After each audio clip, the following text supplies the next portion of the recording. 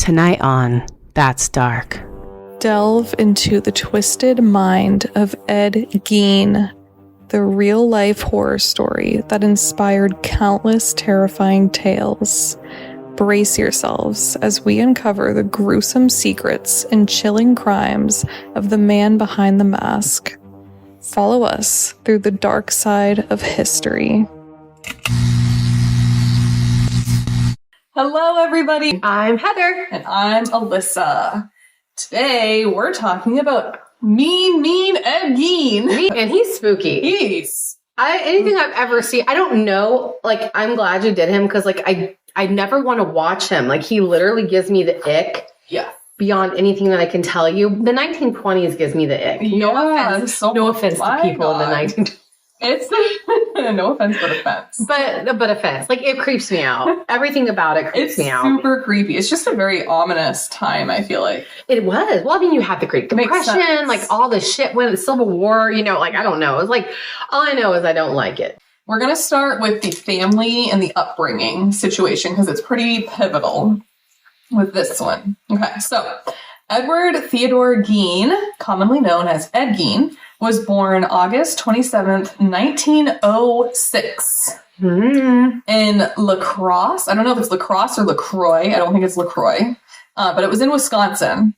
And he came from a troubled and dysfunctional family. His upbringing played a significant role in shaping the disturbed individual he would become. Oh. So his father, George Philip Gein, was a weak and ineffective man. He struggled to provide for his family and had difficulty holding down a steady job. He was often overshadowed by his domineering wife, Augusta. Oh. Yeah. So that name says it all. Yeah, so the mother, Augusta, was a fanatical and deeply religious woman.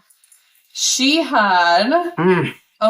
she had puritanical beliefs and had a strong influence on her sons.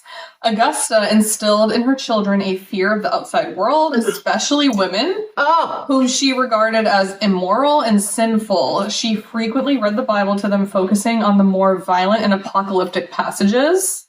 Also, like, I think I'm going to touch on it later in here too, but I'm just going to, like, because it's very pivotal with his mother.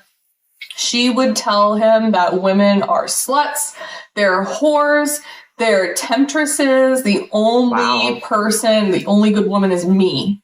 So what does that do? That's going to make the man love his mom. Mommy issues. Oh, yeah.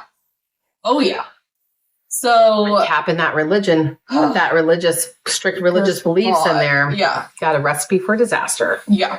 So his sibling, Henry Gein, so he was his older brother. The two brothers were very close, and Henry often tried to protect Ed from their mother's strict and oppressive influences. I don't know if you put it in there. Did she, like, hit them too? Typically that was the case, because spare the rod, spoil the child. Not anything that was really talking about that. It was more so a lot of just religious nonsense. And my assumption is, like, when we get into his mental health, I think that there was probably mental illness with her. It would make a lot of sense.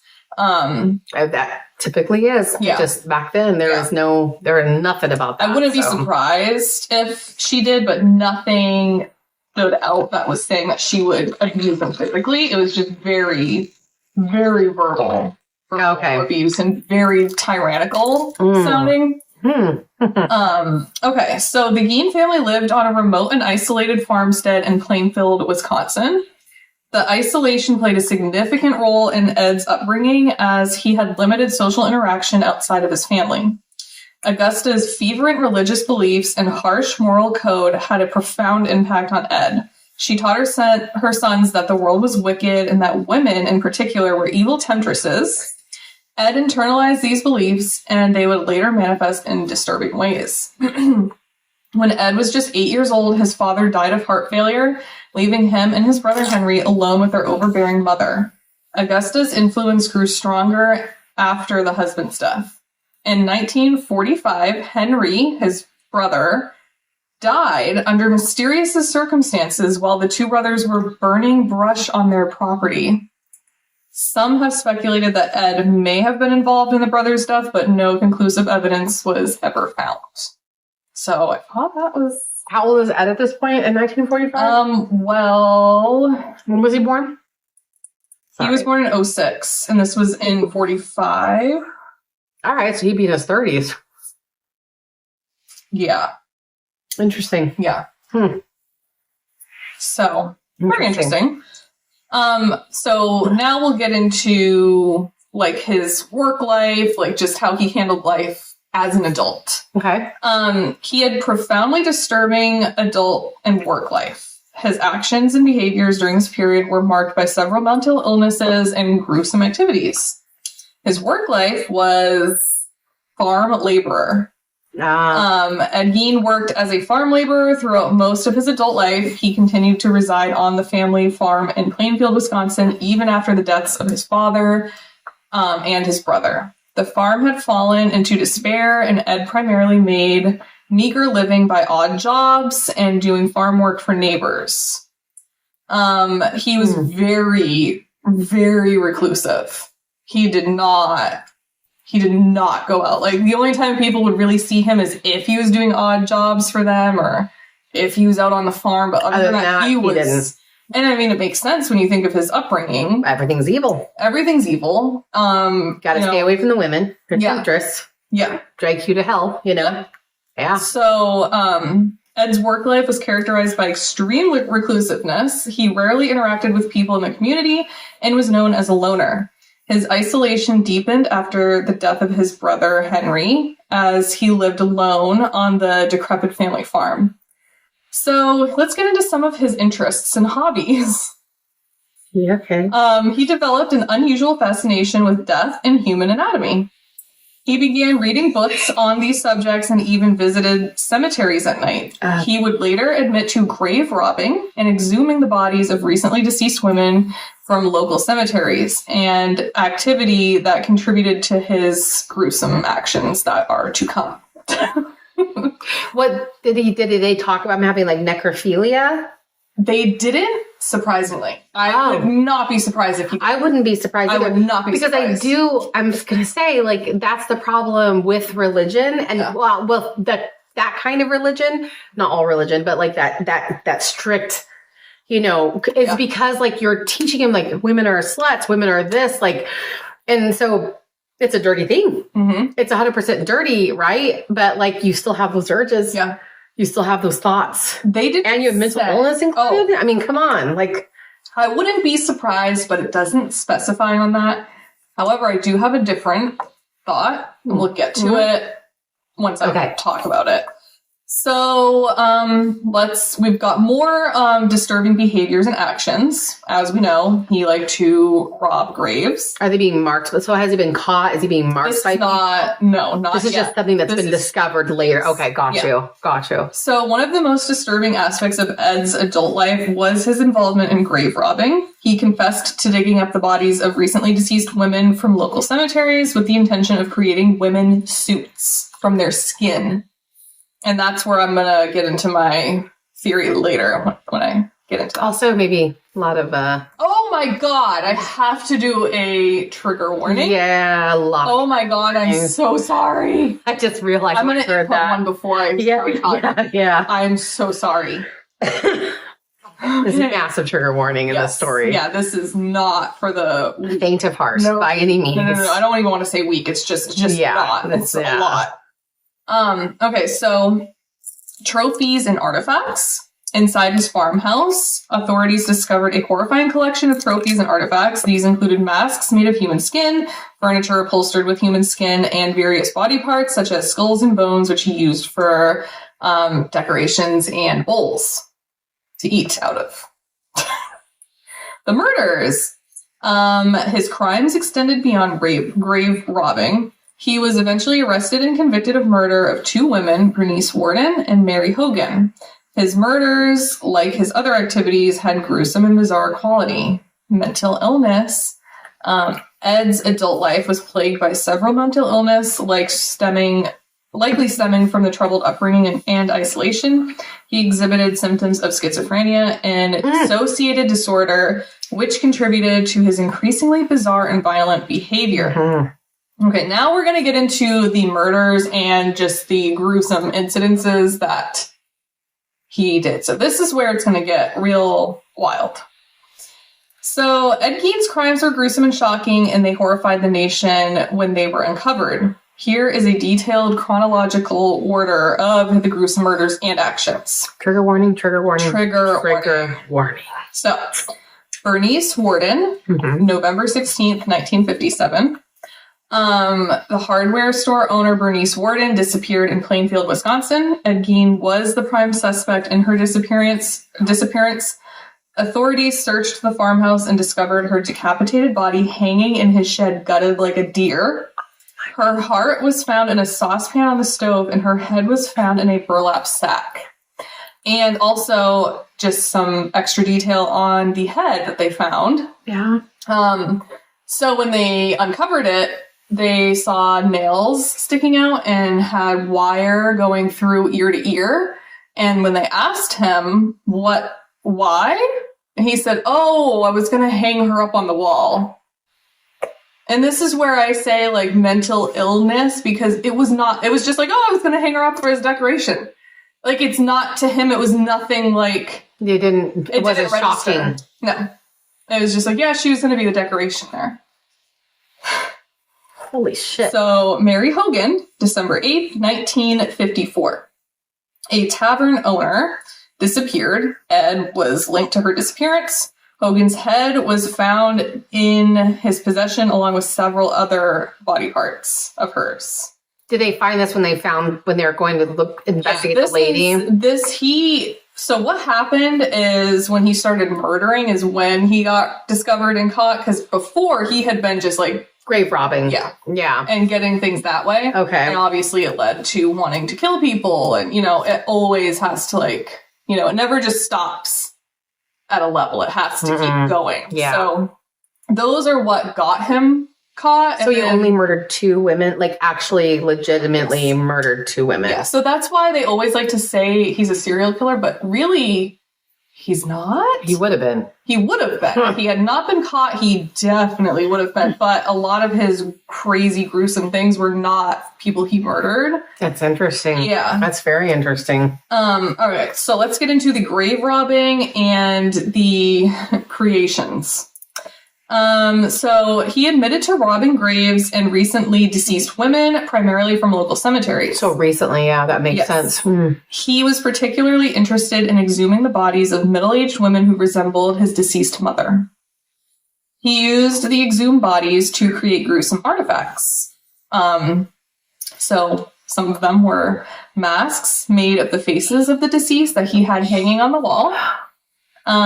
Furniture upholstered with human skin, a belt made of female nipples, bowls made from human skulls, lampshades made of human flesh, and various other body parts used for decoration. He had bags of dried up vaginas, places. He had bags. Yes, he had bags of noses. And also another reason why he would do the recently deceased women is because he said working with older skin was harder. So it was easier when it was newer skin. So here's my theory. Because here's the Mac Daddy of his creations. Okay. The women's suits, which are quite literally a suit of skin. Like leggings he would step into and he would be completely covered in the suit. So he wanted to He wanted to be a woman. He wanted to be his mom. He wanted to look like his mom and be his mom. And so that's where I'm saying... How many women's suits did he make? It didn't specify. But it said suits. Suits. Women's suits made of the skin of his victims. So, my theory is he obviously only liked his mom. Well, she made sure of that. And whether or not he had, like, necrophilic thoughts to others, I'm sure it happened. But my theory is it was his mom. He wanted his mom. He wanted, just wanted to resemble his mom. Which, again, that's going to happen when you tell your son that everyone's bad. Like, I'm the only good one. Yeah, I thought not me. I don't mean me. I mean, like, the mom. Like, except for me. Yes. I'm the only good one. Yeah. Right. So it's like, what do you think's going to happen? So he hates everyone but her. Okay, so... Do you think he... Oh, no, man. Go, you continue. Go ahead. We'll discuss more after. So here is the arrest and the trial, which took place on November 16th, 1957. He was arrested on November 16th after the discovery of Bernice Worden's body and the artifacts in his home. He was declared unfit for trial due to his mental state and was committed to a mental institution. Holy shit. Yep. Okay. He was institutionalized... in 1957 and put to death in 1984. Or not put to death. I'm sorry. Scratch that. He died on July 26th of 1984. What the fuck? He was alive when I was alive? Yes. Isn't that crazy? I thought that too, because first of all, 1906, people did not typically live that long. And now he died at the Mendota Mental Health Institute in Madison, Wisconsin from respiratory failure due to lung cancer. Yeah.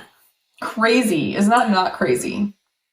I had no idea he was alive until then. Yeah. It's a long time to be alive for that. No idea. That is insanity. Yeah. Crazy. So I also added in some honorable mentions of some of his unsettling details that are lesser known. Okay. So he had a collection of shrunken heads. Oh. In addition to his collection of the macabre made of human remains, he also had a fascination with shrunken heads. Although he didn't create these himself, he collected them and kept them just as trophies. Okay. Taxidermy obsession.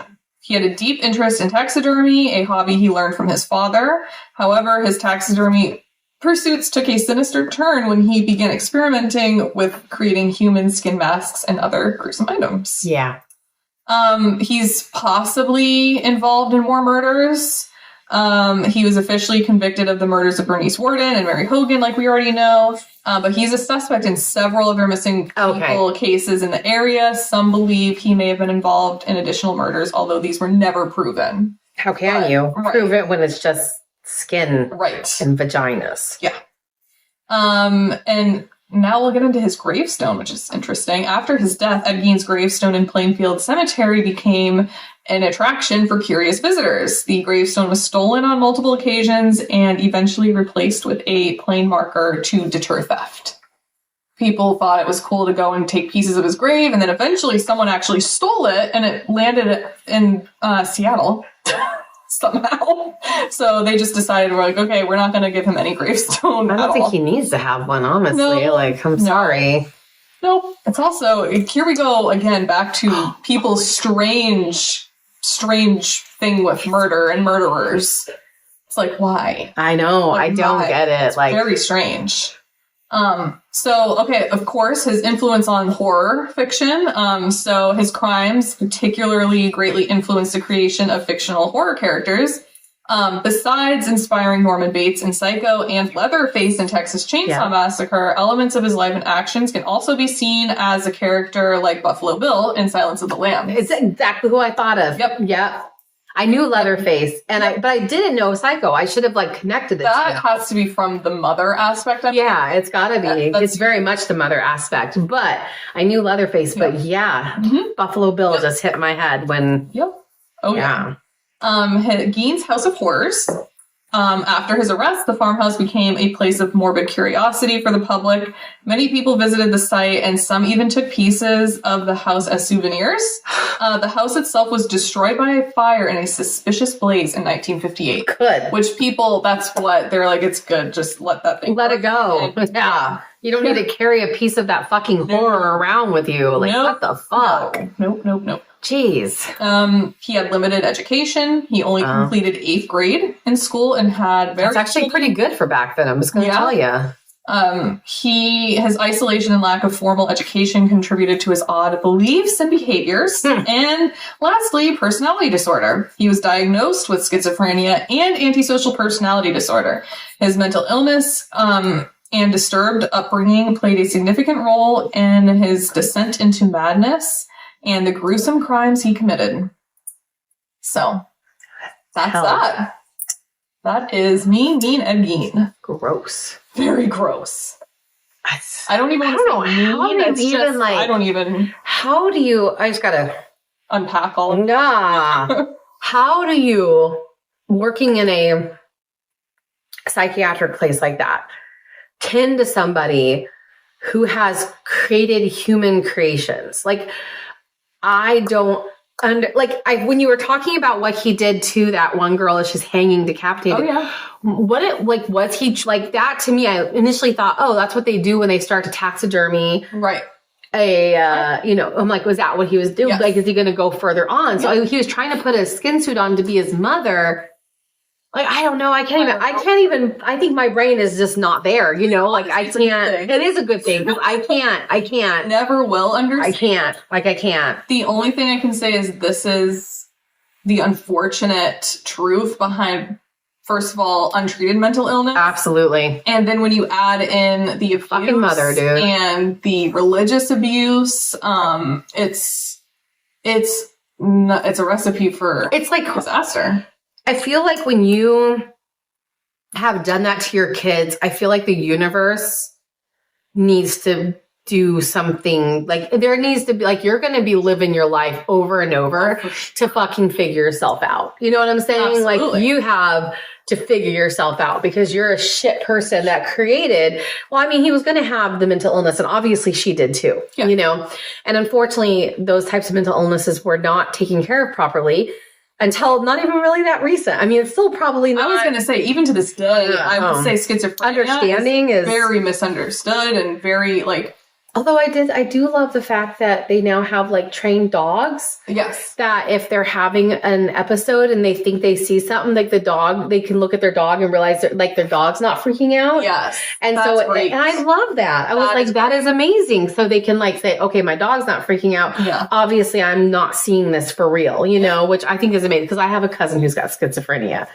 And he's definitely been, and his was drug induced, and he's definitely been through it. And there's definitely another element to me always there. Like, right. I feel like, yes, mental illness, but then again, that evil being brought up with those beliefs, I'm the only one that's good. When you have a mental illness and you're being fed this, like, you're going to go all in. Oh, for sure.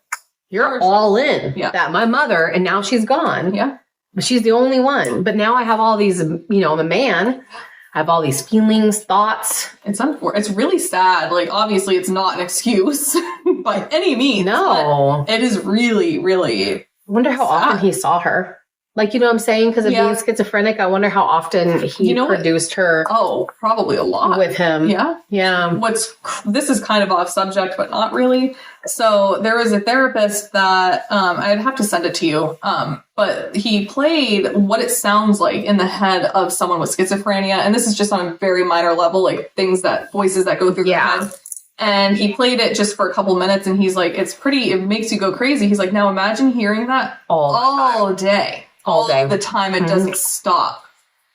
And it's sad. Mm-hmm. It's very sad. I've encountered someone with schizophrenia too, and it's scary. It is very scary. And it's also unfortunate that we don't have a system set up to really help them. And, I don't know. Yeah. It's just crazy. He wasn't sophisticated. He definitely was mentally ill and I don't know if I necessarily believe that he killed others because it seemed like once he started, unless the others were, like, he was never sophisticated with it. You know what I'm saying? No, he wasn't. Yeah. But I mean, it makes sense if he had just mentally. Yeah, that's what I'm saying. Like, even for cops to question him, like, why are there nails in this person's head? And he's like, oh, I was going to hang it up in decoration. Like, that right there just tells you, like, this is not like a person. It's fine. Yeah. It's normal. It's fine. It's crazy. Yeah, he had the faces. Still creeped out by him. Skinned faces on his wall. It's crazy. His pot that he would cook things in is in Vegas. Oh, what? At Zach Bagans Museum. Of course it is. Yeah. Bagans. Sorry. Of course. At his museum. I had a weird thought for whatever reason that I thought it was his house that Zach Bagans bought, but it's not. No. It's someone else's house. I don't know why I was thinking that. And then I read it, I was like, no, that's not. It was some serial killer, and I don't remember who it was, but it was like some murder of something in my mouth. Oh my god, I'm going to have to do a video on him too, because it was, I can't remember. I'll have to look into that. But that is Ed Gein. That was a tough one. Yeah. That's a tough one. Like, I'm gonna add a trigger warning too before. That's like a lot. Yeah. Like, yeah. Because there is no way for them to. There is no way for them to know if he did do anything sexually to these women because he had them completely. Yeah. The vaginas. The fact that he. I mean, I don't understand. Very strange. I know. There's literally no comprehending. My brain is trying to like figure out his thought process, but there's not there. Never will. With this one. No. See, and that's why, like, I don't want to say favorites in a sense of like in a good way, but like I wish this one was more talked about because to me this is like scarier, right? Because it's like very scary. You can't understand this. No. Like you can't understand a lot of serial killers, but you cannot understand this, which is a good thing. But like at least with Ted Bundy, you get it. You get it. You know, and he was there. He was with it. Like he had the intelligence to like too much intelligence. Yes. I'm talking about like this dangerous narcissism. That was dangerous narcissism, right? All the way. Right. Like he was a serial killer, but it was almost like he thought of himself as a god. Right. You know, and that's what happens a lot of times. But with Ed Gein, we never talked about Bundy. No, we're gonna have to do it Bundy. We have not. Definitely do it Bundy. But this one I wish was more talked about because I don't hear it as, I mean, it is talked about, but it's not like you hear Ed Gein and and a lot of people can put like Leatherface to it. But like when you look into it, it's just wild. Sad. Morbid as fuck. Okay. I'm like, it's hard to hear. Like it's hard to take in like that he was sitting on furniture of human skin and he was eating out of bowls of humans. And what was his thought process? You know, was it, it's so hard because I'm like, the fact that he was like, oh, I was going to hang it on the wall. Yeah. Like for him, it wasn't evil, obviously. No. It wasn't like, it was just like, yeah, I'm using this stuff and I have killed this person and I, like almost like matter of fact, That's what's so scary to me. That's so scary. And I just like, it's just a very like, but I think that's what got him caught. Yeah. Because he's not sophisticated. He wasn't intelligent. I'm sure he knew what he was doing. Yeah. But like, I don't think he had the whereabouts to be like, I got to plan this out. And like, it's just, I got to do this. Okay. I did this with the dead people. Now I want to get somebody with fresh skin, right? That fresh body. That is what he told police. He told them like, it's hard to work with like dried up skin. So he literally made this his fucking hobby. Yes. And he just needed to kill somebody because he needed fresh. That's fucking insane, dude. And talk about being insane. That's fucking insane. Yep.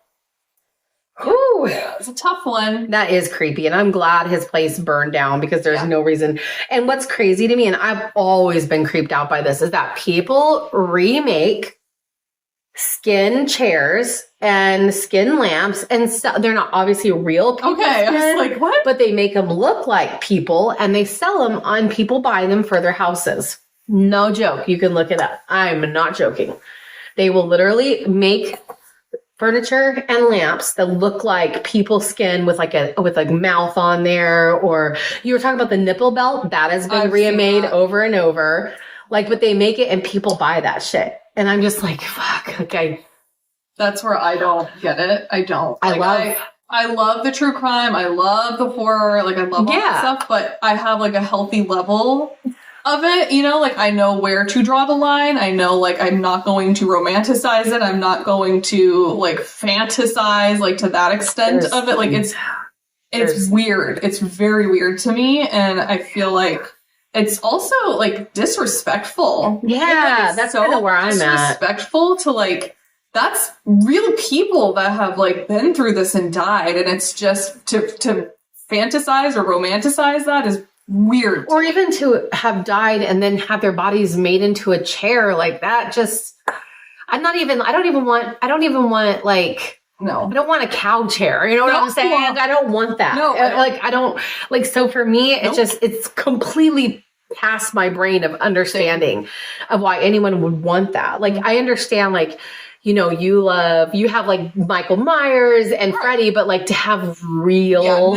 it's serial killer stuff, absolutely like not. Oh, absolutely not. Just no. It's strange. Because that's like, you were talking about you love horror. That's horror. Yeah. That's real life horror. Right. That's different. And that's why. Like, it's like a pit in my stomach feeling. Like, that's the thing that I don't like that. I don't like, you know, even like when I listen to it or research things, I cannot do it for a long time. Like, I'm like tongue-tied, like a long period of time. I have to like, you know, you have to put yourself in a mindset for that. Well, that's what I just did when you're reading. I'm putting myself in his mindset of literally living in this house, going to bed in this house, working on people, and like my stomach just clenches. Like, I'm like, and that's good. Ugh. Yeah. It means I'm not going to go to that because I'm literally like, like it's, but I think what also is terrifying is to know how many people do romanticize it and how many people do, like, there are actual people out there and they're not going to like discuss it or talk about it, but you know that there's people, you could be in the store with someone who has these thoughts or wants or anything, and it's scary. And like, I had when is it going to go to the next level? Yeah. And like, one of Andrew's friends, she is a therapist. She works at like a hospital, like a psych hospital. And I was asking her, I was like, so do you like, this must completely change the way you look at humans. She's like, oh, it does. Like, you can't, like, it is insane. She's like, they come in and they look normal. And that is what's so scary. I think a good one to point out with that is a movie, American Psycho. Oh, you know, I think it's a really good one because on all the fronts, it was like he's just a business guy, and he was, you know, fucking psycho. And it's like crazy because you don't know. This one it still gives me it gives me worse now. Like, Ed Gein gives me like like I can't imagine. So that's why when everyone's always like, oh, Ted Bundy, oh, Jeffrey Dahmer, I'm like, have you heard Ed Gein? Yeah. Have you heard about him? Maybe they can't. Maybe because they can't romanticize him. Probably. Maybe because he wasn't this super attractive guy. He was not creepy. He was, you know, did all these really creepy things. Maybe he's not out there because Ted Bundy, even though I don't find him attractive or anything, but a lot of people freaking do and did. You know? No, I look at him and I'm just like, ugh. Oh, like, obviously it could be because I know what he did, but I feel like, look, like I'm trying to put myself in the situation of not knowing him and what he did and just looks wise, like, no. He ain't it. No. Scary. Ugh. I guess I'm nice and normal that way because I'm like, ugh. Like, no, thank you. No. See, now that's the whole, what we were talking about earlier on. Romanticizing. Yeah. That's the difference. Scream, Michael Myers, they're movie. They're so not real, right? And it's not even like, so it's like you can have like a movie star love of them, right? Like I said, the fantasizing it and keeping it in your head. Correct. That's fine. You know, one thing. But then wanting it, you know, because there's people out there that want... Come here and there is people out there that, like, I've heard, like, oh, I wish I could have met Ted Bundy. He wouldn't be alive. He would not be alive. And have you heard the stories of people who have? Like, no. Like, the people who are still alive, it's insane. No. Okay, what are we doing? Oh, I remember I was saying, I would love, if any of our viewers are someone that does have an obsession with serial killers, I would love to talk to you.